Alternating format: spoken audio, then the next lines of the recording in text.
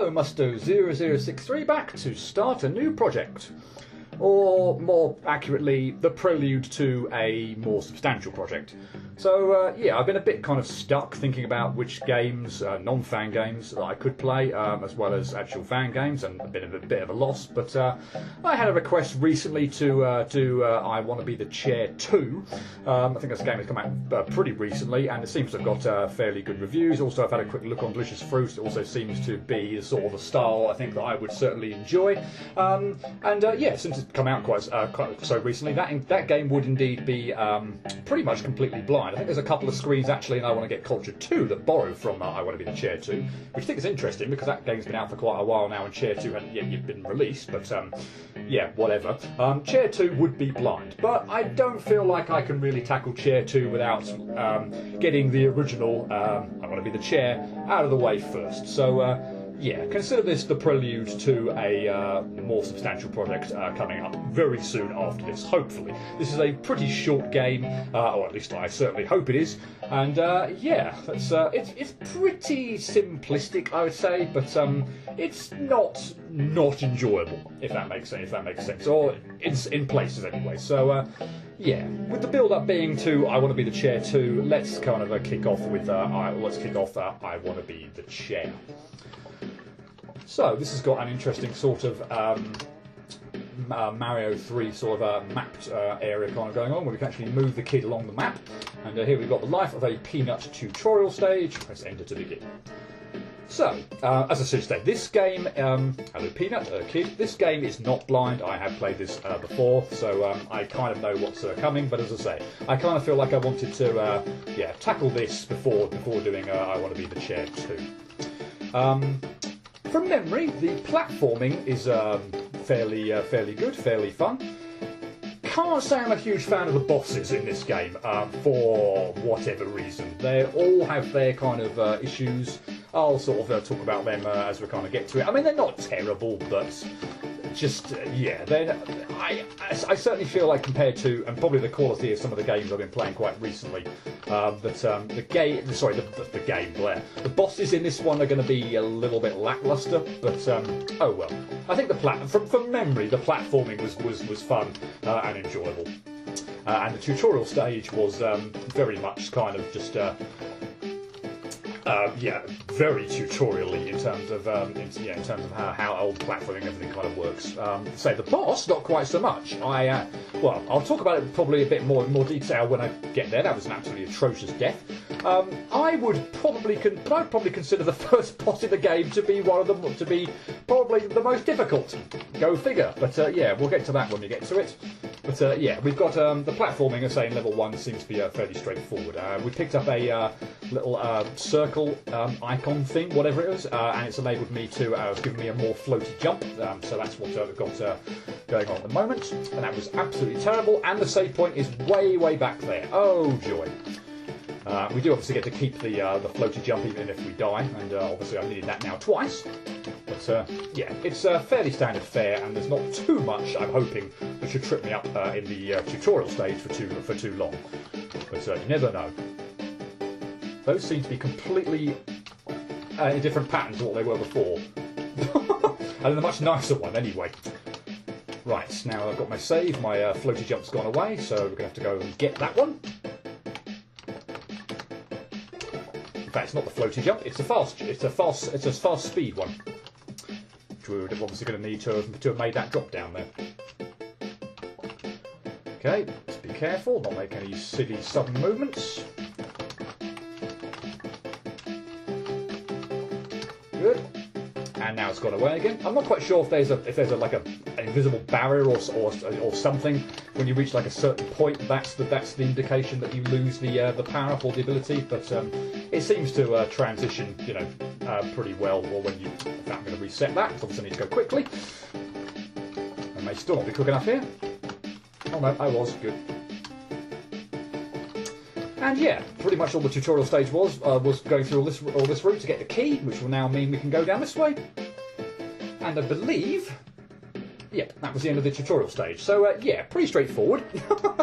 Like I said, the tutorial stage is pretty easy. Life of a Peanut tutorial boss. Press enter to begin. The boss not so much, or from memory, not so much. And that was wonderful little the first go there, where I died within about 2 seconds. Yeah, he has a, if I recall correctly, a second phase that is just an absolute bugger. And I'm not doing very well on the first phase either. And that's incredibly loud, so when I get a moment, I'm going to quickly turn the volume down. I didn't get screwed over while I was doing it. Yeah, the boss music here came up incredibly loud. Basically, right, he has a health bar, you can see up there as well. So, well, he has 3 attacks. We've looped around, so I'll go through them all again here. So this is his first one. He drops these fireballs from the ceiling. They split apart. You obviously want to be away from the fireballs. And then the peanut drops to the ground, and you obviously want to hit him when he is, when he's in range. The second attack, just avoid these sort of scribbles. The ones to the side are very easy, just the ones to the top are, just be a little bit careful not to get screwed over, or you can indeed get screwed over. And this final one with the keys, damn it, the floor that I was standing on was all keys, so if I collected a key, it would have been akin to dying, because, I would have immediately, well, the floor would have gone away and I would have, had nowhere to stand, so, And this is that second phase. I can categorically say I absolutely loathe and detest with a passion. I am absolutely atrocious at doing any damage, apparently. That was dreadful. I am absolutely suck at the second phase, or the second phase of this peanut boss when she's got him down. Got him down. His first health bar is depleted. I absolutely hate.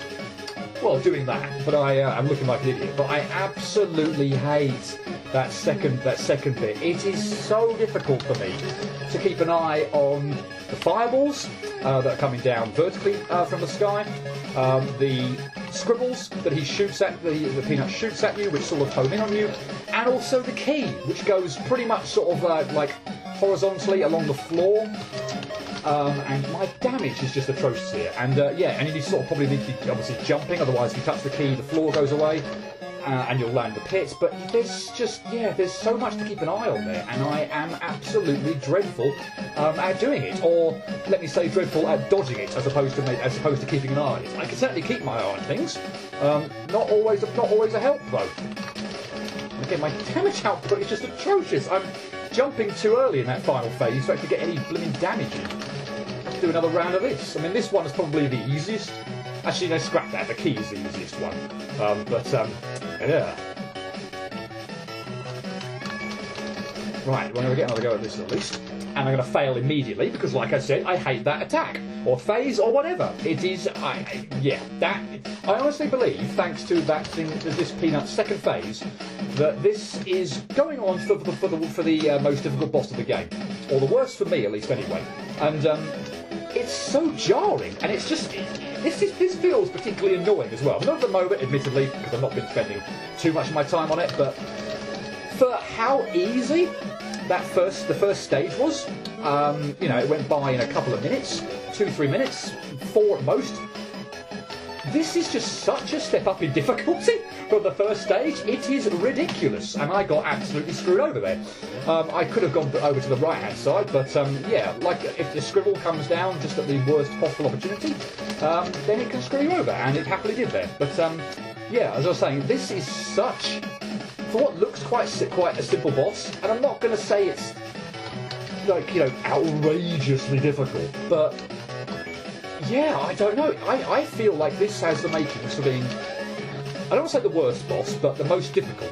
And for me, that almost probably equates to being worst, but not in a worst in a bad sense of design kind of thing. Just in terms of like frustration factor and all that kind of thing. Because, yeah, man, this phase is dreadful. I absolutely suck at it.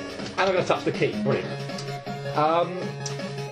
There feels that was just, I don't even know what that was, but there's just I can't describe why that second phase is all that difficult, because it feels like it's not that much, but honestly, I really feel like I get not screwed over, but I just feel like I never have a good time with it. I am always... I think I've done a terrible job there. Yep, I jumped way too early again. Not got my timing right on attacking the peanut during the third phase at all. But yeah, seriously, that was just bollocks. And will happen from time to time. I possibly could have moved to the left there to get out of its range. I don't know, but again, it moves down quite quickly. So, and you obviously have to watch out for these scribbles coming from either side of the screen as well. So, if it just so happens to be like perfectly above you, then yeah, that can be bloody difficult to avoid. It's quite wide as well. So, I'm dead. I tried to go under the fireball, realised way too late that I wouldn't be able to do it, tried to backtrack and still died. So yeah, I shouldn't be failing quite so much on the first phase, but ultimately you can get screwed over. I mean, I didn't feel like I got screwed over last go. That was just my bad game playing. But yeah, this boss. The fact that it's the first boss as well just makes me. There's something about it that ultimately makes me get frustrated on it, because it is a first boss. I'm not expecting it to be, quote unquote, this difficult. I mean, who knows? I might just absolutely suck at it, and I freely admit that might be that's a possibility on this phase, because I hate this, but you know, others might not. I don't know why I jumped there, but even if I hadn't there, I felt like I'd done so little damage. And that's the other thing as well. If that was just a dodging thing, like an avoidance section for half a minute, I think I'd be happier with it. But the fact, I know, strange, funnily enough, I always say I prefer bosses you have to shoot at rather than avoidance. But for that specific instance there, I think I'd much rather it were a bloody avoidance thing, rather than have to worry about attacking the peanut. Because it's another facet you have to pay attention to. And obviously just make sure that you're doing damage to it. Admittedly, you can just keep shooting and not really worry so much about that, and just obviously put a premium on dodging, but still.